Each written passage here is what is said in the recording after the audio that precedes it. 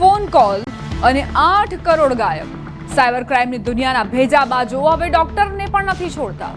અમદાવાદના એક વૃદ્ધ તબીબને ડિજિટલ અરેસ્ટના નામે એવી રીતે ફસાવ્યા કે તેમને ખબર જ ન પડી અને પોતાના 8 કરોડ રૂપિયા ગુમાવી બેઠા। જોઈએ કેવી રીતે આંતરરાષ્ટ્રીય ગેંગ લોકોને છેતરી રહી છે।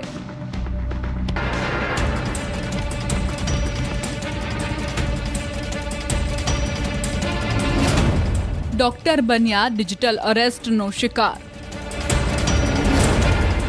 જાણીતા ડોક્ટરે ગુમાવ્યા 8 કરોડ રૂપિયા। ફરી ચોંકાવનારી ડિજિટલ અરેસ્ટની ઘટના અમદાવાદમાં ઘટી, જ્યાં 28 જુલાઈથી 12 ઓગસ્ટ સુધી પાલડીના એક વૃદ્ધ તબીબને વોટ્સએપ પર ઈડીના અધિકારી બનીને મની લોન્ડરિંગ કેસની તપાસના નામે ધરપકડ કરવા ધમકી આપી। તબીબને કહેવાયું કે તમારા કેનેરા બેંકના ખાતામાં 5 લાખ જમા થયા છે। જે અંગે તપાસ માટે રૂબરૂ ન આવવું હોય તો જણાવેલ બેંક ખાતામાં કેટલીક રકમ જમા કરાવવી પડશે, જે તપાસ બાદ પરત મળી જશે। જોકે તબીબને વિશ્વાસ ન થતા વિડીયો કોલથી કોર્ટની લાઈવ કામગીરી બતાવી વિશ્વાસ કેળવાયો।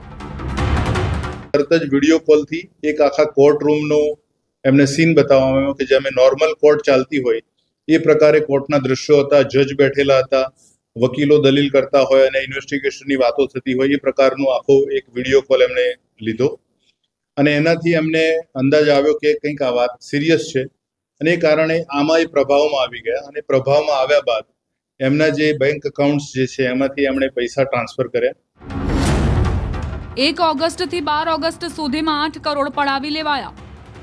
પોલીસ તપાસ મુજબ તબીબને 1 ઓગસ્ટથી 12 ઓગસ્ટ દરમિયાન આરટીજીએસ મારફતે અલગ અલગ 7 બેંક ખાતામાં 8 કરોડથી વધુની રકમ ટ્રાન્સફર કરાવાઈ। જે મામલે ગર્ભિત ધમકી આપી 40 દિવસની કસ્ટડી કહી ડિજિટલ અરેસ્ટ કર્યા હતા। તબીબને વિડીયો કોલ થકી જે દ્રશ્યો બતાવાયા તે તમામ ફેક હતા। કોર્ટની કામગીરીથી લઈને વકીલોની પૂછપરછ અને પોલીસકર્મી તમામ, પરંતુ તબીબને કંઈક ખોટું થઈ રહ્યું હોવાનું લાગતા જ તેઓએ પરિજનો અને અન્યોને વાત કરતા પોતે ડિજિટલ અરેસ્ટનો ભોગ બન્યા હોવાનો અહેસાસ થયો। આ તરફ પોલીસ ફરિયાદ કરાતા સાયબર ટીમ કામે લાગી અને ઓરિસ્સામાં ફોન ચાલુ હોવાનું માલુમ પડ્યું।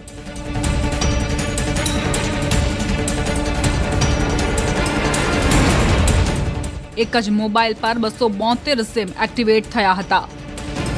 એ ફોન જે છે એ ઓરિસ્સામાં એક ચોક્કસ જગ્યાએ એક્ટિવેટ છે। એ ફોનની ડિટેલ્સમાં એ પણ જાણવા મળ્યું છે કે એક જ ફોન ઉપર અલગ અલગ સમયે 272 સિમ એક્ટિવેટ થયેલા છે। આ જે સિમ એક્ટિવેટ થયેલા છે એ સિમ માત્ર વોટ્સઅપનો ઓટીપી લેવા માટે જ વપરાય છે અને એ ઓટીપી કંબોડિયામાં બેઠેલી ગેંગ્સને પહોંચાડી દેવામાં આવે છે। પપ્પુ સિંહ ઉર્ફે પપ્પુ રામ પરિહાર, આસિફ શાહ ઉર્ફે ભદો પઠાણ, વિકાસ કુમાર ઉર્ફે મુરારી સિંઘ એ 3 વ્યક્તિઓ કે જેઓના તાર સાયબર ટીમની તપાસમાં ડોક્ટર તબીબે ટ્રાન્સફર કરેલા રૂપિયા સાથે જોડાયેલા હોવાનું જાણવા મળ્યું। પપ્પુ સિંહ બેંક ખાતું ભાડે આપવા ટેવાયેલો। તપાસ મુજબ પપ્પુ સિંહના બેંક ખાતામાં છેતરપિંડીના 80 લાખ જમા થયા હતા, જે નારોલમાં બાલાજી ખીરુ એન્ડ ફાસ્ટ ફૂડ ચલાવે છે। અને પપ્પુ સિંઘે બેંક ખાતું કંબોડિયા ગેંગને ભાડે આપ્યું હતું, જેના બદલે તેને 10% કમિશન મળતું હતું। આ પપ્પુ સિંહના મોબાઈલના સીડીઆર અને ટેકનિકલ એનાલિસિસના આધારે ક્રાઇમ બ્રાન્ચ અમરેલીના આસિફ શાહ નામના આરોપી સુધી પહોંચી। આસિફ અને મહારાષ્ટ્રનો વિકાસ કુમાર સિંઘ બેંક એકાઉન્ટ ભાડે લેવાનું કામ કરતા હતા અને તેમને પણ દરેક બેંક એકાઉન્ટ ટ્રાન્ઝેક્શન પર કમિશન મળતું હતું। નાણાં ટ્રાન્ઝેક્શન અને બેંક એકાઉન્ટ ઓપરેટ કરવા ભાડે આપવાનું કામ આસિફ પઠાણ જોતો હતો, જ્યારે અન્ય આરોપી વિકાસ કુમાર ગેમિંગના નાણાં ટ્રાન્ઝેક્શન કરવા માટે બેંક એકાઉન્ટ ભાડે આપતો હતો। આસિફ અને વિકાસ બંને 5 મહિના અગાઉ જ સંપર્કમાં આવ્યા હતા અને કરોડો રૂપિયા ઉપરનું લિમિટ ધરાવતું બેંક એકાઉન્ટ આપવા માટે ચર્ચા કરી હતી।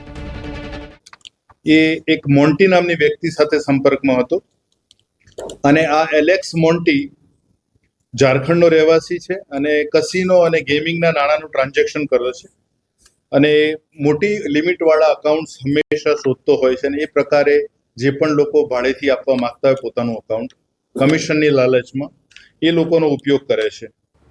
વિકાસ ટેલિગ્રામ આઈડી પર એલેક્સ મોન્ટીરાજ નામના ઝારખંડના વ્યક્તિના સંપર્કમાં આવ્યો હતો, જે વોન્ટેડ આરોપી મોન્ટીરાજ કેસિનો ગેમિંગના નાણાં ટ્રાન્ઝેક્શન કરતો હતો, જે કંબોડિયા ગેંગ સાથે સીધો સંપર્કમાં હતો. એલેક્સ મોન્ટીએ વિકાસને કરોડ રૂપિયાની લિમિટ બેંક એકાઉન્ટ ઓપરેટ કરવા માટે ટ્રાન્ઝેક્શનના 2% કમિશન આપવાની વાત કરી હતી, જેથી આરોપી વિકાસે આસિફનો સંપર્ક કરીને પપ્પુ સિંહનું કરંટ એકાઉન્ટ વિગત વોટ્સએપ કરી હતી. આ વોટ્સએપ પર વિકાસ કુમારે પપ્પુને એપીકે ફાઇલ વોટ્સએપ પર મોકલી હતી, જે પપ્પુ આ ફાઇલ ઓપન કરતા ફોનનો તમામ એક્સેસ કંબોડિયા ગેંગ પાસે જતો રહ્યો હતો. છેતરપિંડીના 80 લાખ પપ્પુ સિંહના એકાઉન્ટમાં જમા થતા 20 સેકન્ડમાં અલગ અલગ એકાઉન્ટ ટ્રાન્સફર થઈ ગયા હતા.